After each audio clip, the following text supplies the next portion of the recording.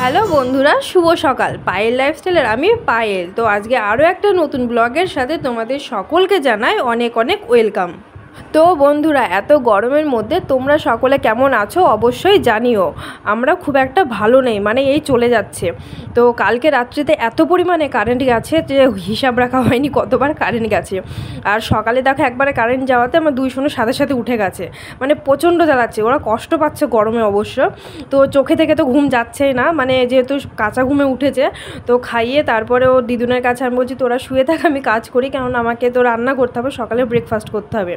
তো বাড়িটা তো দেখলেই 7টা বাজে ঘড়িতে, ভাবো রৌদ্র দেখে মনে হচ্ছে কি বেলা 10টা বাজে।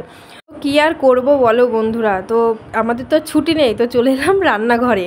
তো আমার বড়বাবুর ইচ্ছে হয়েছে মূলোর পরোটা খাবে। তো এই গরমের মধ্যে আমার একদমই ইচ্ছে করছিল না বানাতে, আমার ভালোও লাগছে না, কিন্তু ওর খেতে ইচ্ছা হয়েছে, কিছু করার নেই, এখন আমাকে এটাও বানাতে হবে।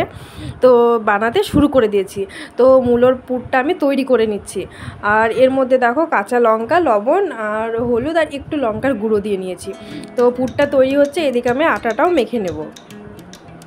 তো বন্ধুরা, ভিডিওটির এই পর্যায়ে এসে যারা যারা আমার চ্যানেলটিকে এখনও পর্যন্ত সাবস্ক্রাইব করোনি অবশ্যই সাবস্ক্রাইব করে দাও আর আমাকে সাপোর্ট করো।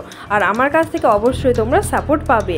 আর আমার এই ইউটিউব পরিবারে অনেক দিদিভাই আছে, আমাকে অনেক অনেক সুন্দর সুন্দর কমেন্ট করে, অনেক ভালোবাসা দেয়। সেই দিদিভাইদেরকেও আমার তরফ থেকে অনেক অনেক ভালোবাসা। আর এইভাবে সবাই সবাইকে যদি সাপোর্ট করা যায় তাহলে একদিন আমরা সবাই একসাথে নিজেদের লক্ষ্যে পৌঁছাতে পারবো, তাই না বন্ধুরা? আর বন্ধুরা, এদিকে দেখো আমার কিন্তু আটা পুর সব রেডি করে নিয়েছে, এখন জাস্ট পরোটাটা তৈরি করা বাকি। আর এরই মধ্যে কিন্তু দাদাটা এসে দুধ দিয়ে গেল। তো আমি দুধটা আগেই গরম করতে বসিয়ে দেবো, কেননা গরম পড়ছে প্রচুর, তো দুধ রেখে দিলে নষ্ট হয়ে যেতে পারে সেই জন্য। তো আর এদিকে দেখো আমি কিন্তু এবার তৈরি করে নেব। তো আগে আমি কি করছি, আটাটার মধ্যে পুরগুলো ভরে নিচ্ছি, তারপরে বেলবো, তাহলে সুবিধা হবে। আর তবে কি আমার আটাটা আজকে তাড়াতাড়ি করে মানে মাখতে গিয়ে না প্রচুর নরম হয়ে গেছে। তো বেলতে গিয়ে যে কী হবে আমি জানি না, তো তোমরা অবশ্যই দেখো, দেখতে পাবে কি হবে। আর বন্ধুরা, বাবু কিন্তু একটু বাজারে গেছিলো, তো ও আসার সময় চিকেন নিয়ে এসেছে। তো আমি চিকেনটা আবার প্লাস্টিক থেকে বার করে রাখলাম, কেননা গরমে এটাও খারাপ হয়ে যাবে সেই কারণে। তো এদিকে কিন্তু আমি এবার পরোটাটা তৈরি করে নেব। আর হ্যাঁ, পরোটার সাথে কিন্তু আমি কোনো সবজি করছি না, যেহেতু মুলি পরোটা এটা, তো এর সাথে টক দই আছে।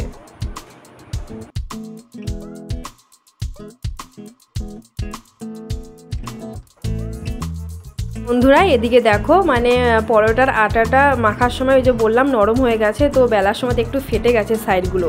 আর এদিকে দেখো আমার সকালের ব্রেকফাস্ট কিন্তু রেডি। তো বন্ধুরা, এরপর চলে এলাম দুপুরের রান্নাবান্নায়। তো ওদিকে ডাল হচ্ছে, আর করলা ভাজা করেছি, পটল ভাজা করেছি, আর এখানে হবে চিকেন। আর দেখতে পাচ্ছ আমার মা কিন্তু সব সবজিগুলো কেটে দিচ্ছে, মা এসে কিন্তু আমার অনেকটাই হেল্প করছে। তো বন্ধুরা, এখানে দেখো আমার দুই সোনুর ডান্স কেমন লাগছে তোমরা কিন্তু অবশ্যই কমেন্টে জানাবে। তো আমার মা দুজনকে বলছিল যে তোমরা একটু ডান্স করো। তো মা একটু গান করছিল, তো সেগুলো কিন্তু আমি মানে সাউন্ড অফ করে দিয়েছি। তো ওরা দেখো সে মার গানের তালে তালে দুজনে ডান্স করছিল। আর আমার মাম্মার শরীরটা অনেকটা খারাপ হয়ে গেছে, মানে 2-4 দিনের জ্বর এসেছিলো, সেই কারণে দেখো।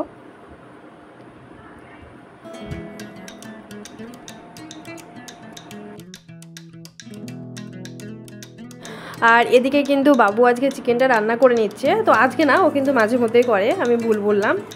তো প্রচণ্ড গরম লাগছিল, তো আমি তো সকাল থেকে অনেক কিছু করলাম, ও বললাম আমি চিকেনটা করে নিচ্ছি। তো আমি বলছি ঠিক আছে। তো সেই সুযোগ আমি আবার একটা কাজ করতে চলে গেলাম। তো এই যে দেখতে পাচ্ছ টেডিটা এই যে ফাটিয়ে ফেলেছে, তুলোগুলো বার করে ফেলে দিচ্ছে। তো আমি ভাবছি এই সুযোগে এখন এটাকে সেলাই করে নিই।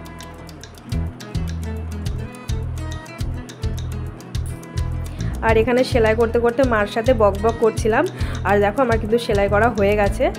আর এবার আমি রান্না বান্নার পর দুজনকে স্নান করিয়ে দেবো। তো দেখো ওরা দেখো দিদুনের সাথে গল্প করছে। বন্ধুরা, আবার চলে আসলাম অনেকক্ষণ পর, মানে স্নানের পর। দেখতে পাচ্ছ আমার দুই সোনা স্নান হয়ে গেছে, সবার হয়ে গেছে, শুধু দিদু স্নান করতে গেছে। তো এখন শুধু খাওয়া দাওয়া বাকি। তো আগে আমি সোনুদেরকে খাইয়ে দেবো, তারপর আমরা খাওয়া দাওয়া করবো। আর বাইরেটা জাস্ট দেখো, এখন কিন্তু 2টো বাজে। তো দেখো বাইরের অবস্থা, মানে কি বলবো, ঘরের মধ্যে মানে এত গরম হাওয়া আসছে না, বেলকনিতে দাঁড়ানো যাচ্ছে না, মানে এত পরিমাণে রৌদ্রের তাপ পড়ছে।